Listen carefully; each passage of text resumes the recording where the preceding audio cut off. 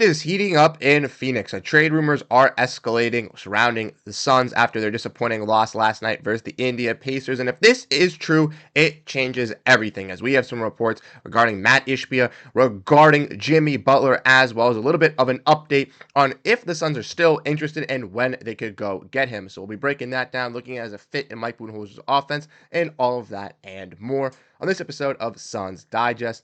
I'm Bruce Velez. Without further ado, let's dive into the video at hand. Make sure to grab a snack.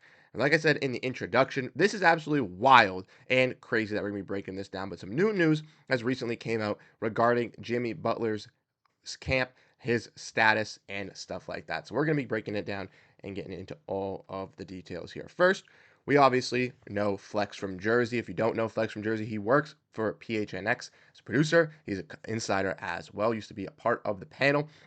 And he tweeted this out last night saying, got a major update before the game regarding Jimmy Butler, and let's just say the odds of a potential deal significantly increased per his conversations. Jimmy Butler wants this to happen, and recent developments over the last 24 hours indicate things could be moving in that direction. And as we saw with this Suns team in last night's performance, they went on and took on the Indiana Pacers, were absolutely obliterated 120 to 111. We went over in the post-game video yesterday, so if you want to hear my rants, my talking about how the defense is awful, how the Suns' kryptonite is the third quarter, going into all of that on the rebounding issues, you can go check out that video over there. But like I said, Suns fans are growing frustrations with this type of stuff. And not only added to that is the team just getting more and more injured as well. As we saw and broke down yesterday, obviously Devin Booker did not come back to the game. And Dwayne Wade tweeted out today that he did not see Devin Booker on the court when the Suns media available opened up. So that's a little bit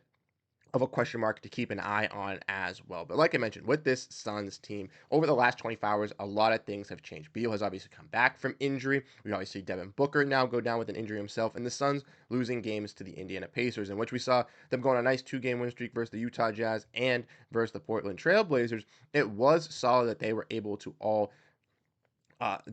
win those games, but once again, they were close games versus some latter half of the Western Conference. And if you see some issues there, you see some issues playing up against a Pacers team in which no defense is being played at all, then there are definitely some glaring issues, and the Suns have those needed. Like we've mentioned and like we've discussed, I've heard some Suns fans in the spaces going off about how we don't have a true, real center to rim protect and rebound. That is 100% the case. The Suns don't have any dogs on the defensive side. They don't have any guys that want to play besides Ryan Dunn and Royce O'Neal. When you take those guys out, it's a little bit weird. And looking at this Suns starting lineup of Tyus Jones, Booker, Beal, Durant, and Nurkic, where is the defense? Non-existent, and that is a key. The Suns need to evaluate what is the benefits of this roster and what can push it to reaching its truest potential. And I think acquiring a player like Jimmy Butler, or at least being interested in trying to get a player like Jimmy Butler, could be the case, like Flex was saying. We have some more updates as well regarding this in today's news as well, as we saw from John Gambadaro. If you guys don't know, Gambo, obviously a very tapped in Suns insider,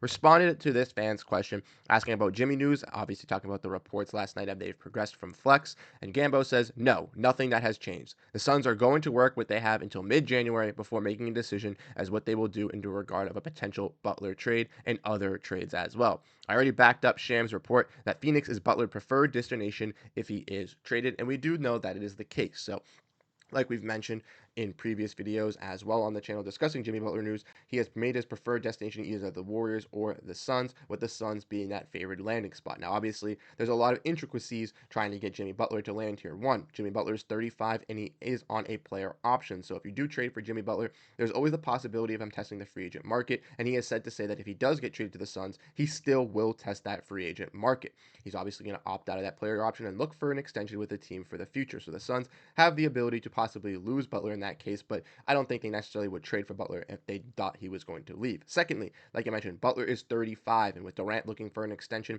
and Booker already being here 10 years, if the Suns still want to compete in the Western Conference with some of these younger gauntlet teams, they can definitely match up.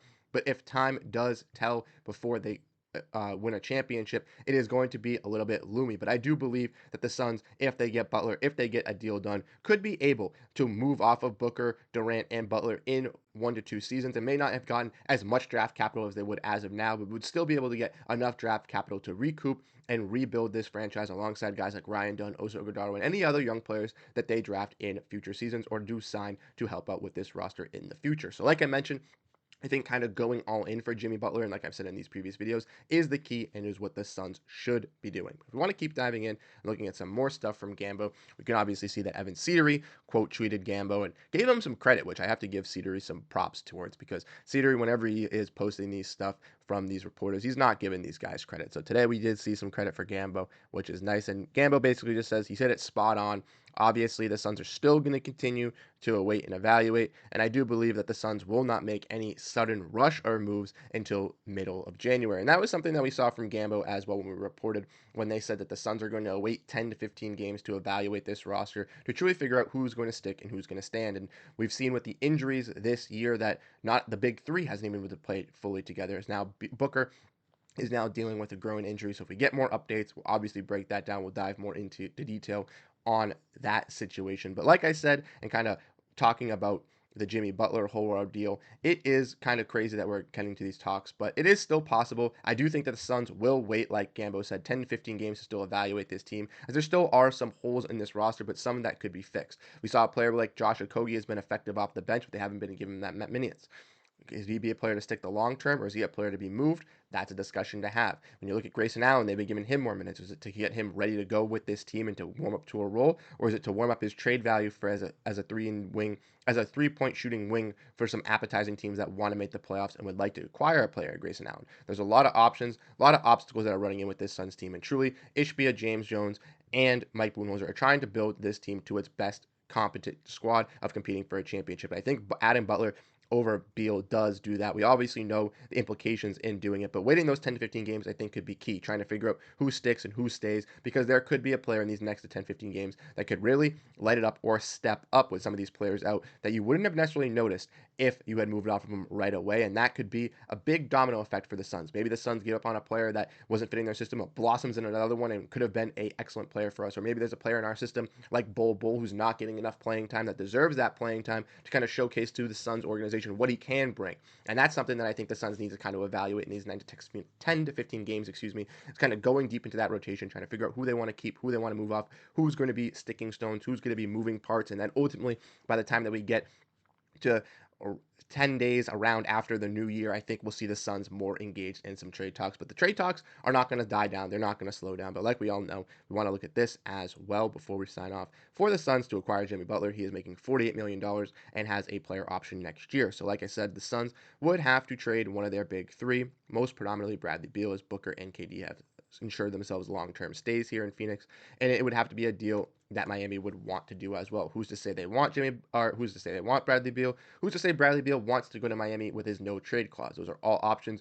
Those all are roadblocks potentially in a deal getting done. So we'll have to wait. We'll have to evaluate. That's why I also think it's going to take a little bit longer. The Heat want to evaluate with Jimmy Butler how he's been playing, as he's been doing pretty good recently, but is still getting a little bit older. Do they still want to keep him to contend? Do they want to move off him? There's going to be a lot of eternal discussions around the league, and we're going to have all the news to break it down for you guys. But like I said, if Jimmy Butler does get moved, it does change everything, as the Suns would then have a nice starting five with Tyus Jones, Devin Booker, Jimmy Butler, Kevin Durant. Insert starting center here. They don't have Yusuf Nurkic. They fall under those fall underneath that second apron tax. They're able to make a little bit easier moves. They don't have to have those tight restrictions that they do now with sending out players and only receiving equal or limited value back in contract wise, and they can make some other external moves to get this team to a championship roster. But let me know what you guys think down below in the comment section, how you guys ultimately feel down below on this Phoenix Suns team, all on this Jimmy Butler news, and how ultimately you are confident are you in this Suns team with the roster they have